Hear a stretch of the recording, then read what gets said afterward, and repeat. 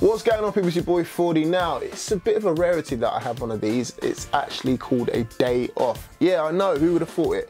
Especially within the media. So, this might not be the last upload or the last time you see this face today.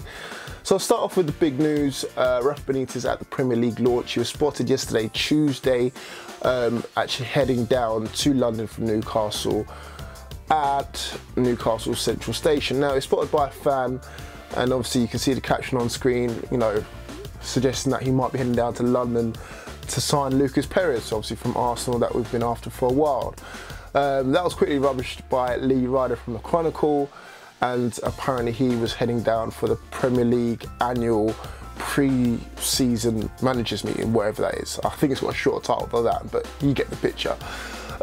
So that must have been yesterday, and then obviously today, media. So again, he was speaking to the guys at Sky and obviously speaking to the guys at BT Sport. Now, hopefully you can get some more footage from everything that's been going on around. I'm sure you've seen both sets of images or footage. Again, if you're rich and you can afford both sets of channels, then power to you. But at the same time, if you're like me, then again, you just got to watch it from Twitter.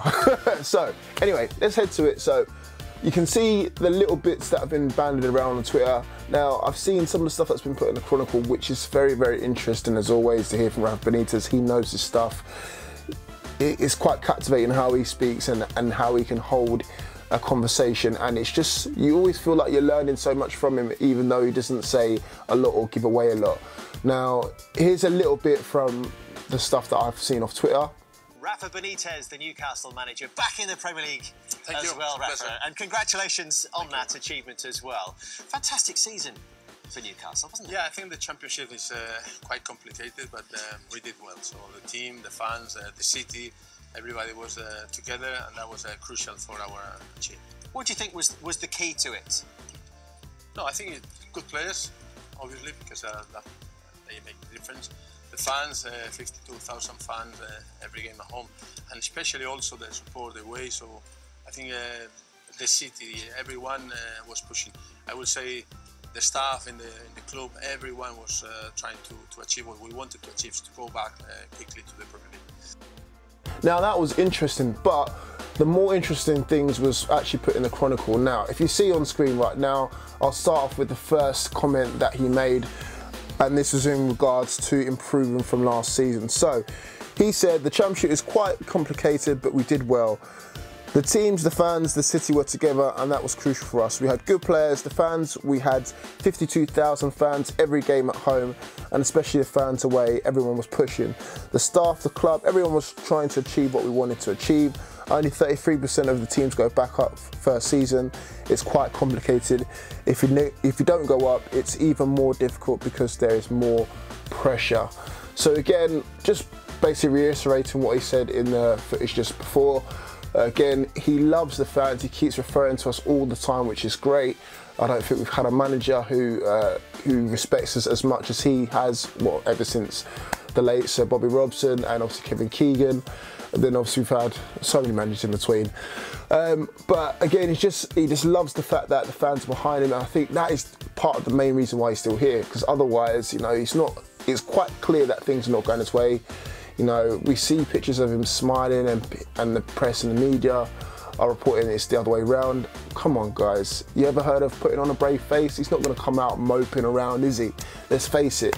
I can really see and imagine, because again, I've been in the room with him during a press conference and hear the rumblings behind the scenes that some fans don't get to hear and see, that he is frustrated with the lack of transfer activity. It's quite clear. You know, we wanted to attack the transfer window with more pace, with more vigour, and we've signed 5 players, and he probably wanted double that, if that. So again, he's frustrated in that point, but again, as long as he's got the fans on side, that's the main thing. Now imagine if he didn't have the fans on side, I'd imagine it'd be a different story altogether. Now, another thing that he went on to talk about was trying to improve it, so trying to improve his team. So he went on to say, the team is fine, still we can improve, every manager wants to improve, but we have a good team and we'll see if we can improve the squad a little bit.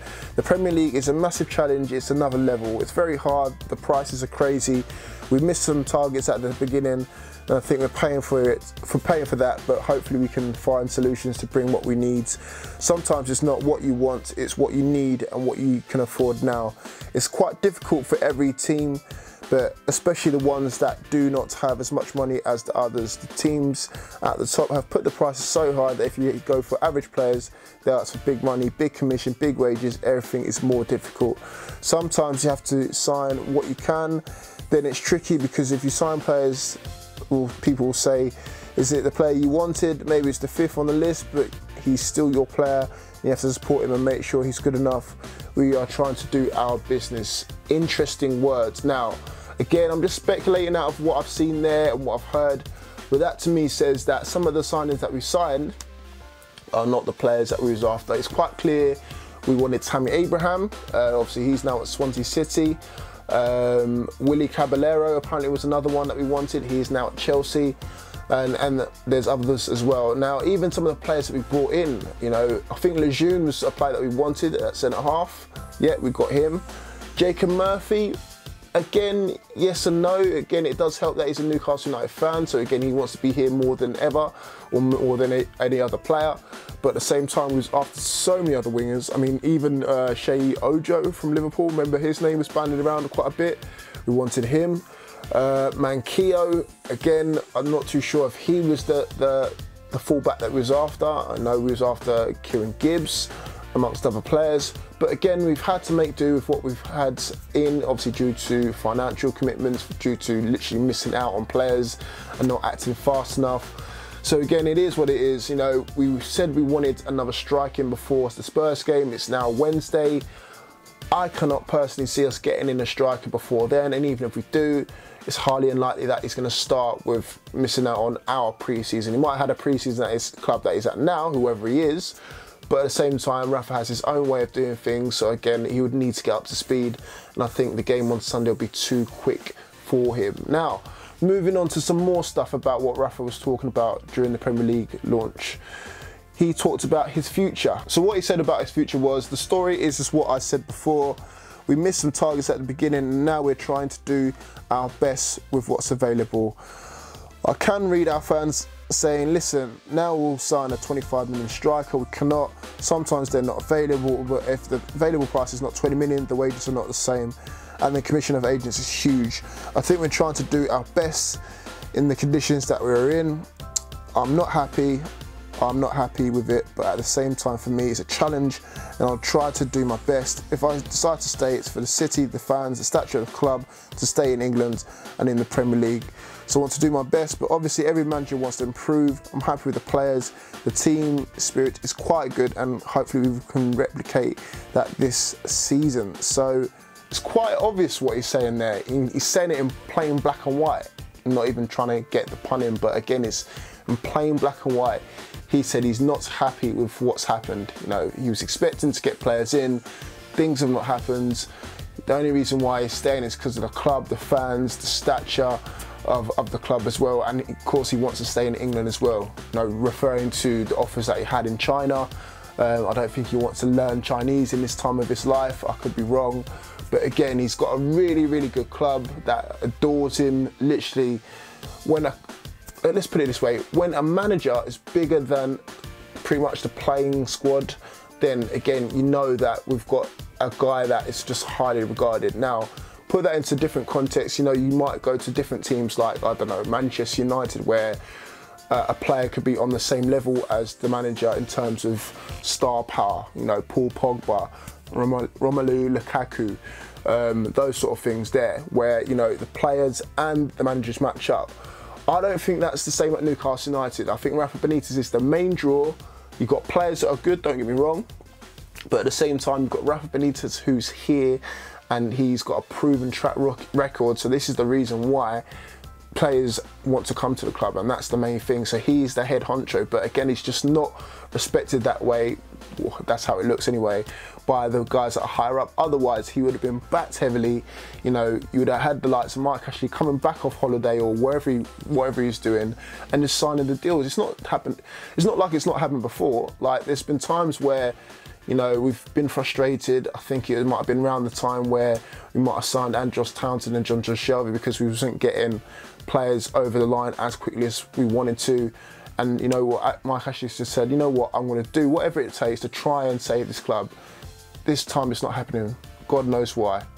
Anyway, moving on. So, targets for this season. This is a very, very interesting one that Rafa had to talk about. Rafa said, the first thing is to try and be sure we don't go back to the Championship, but with ambition. Ambition is every game for us. It will be a challenge for us to get 3 points, and we'll see how high we can go in the table. But I can't say, oh, it will be top 8.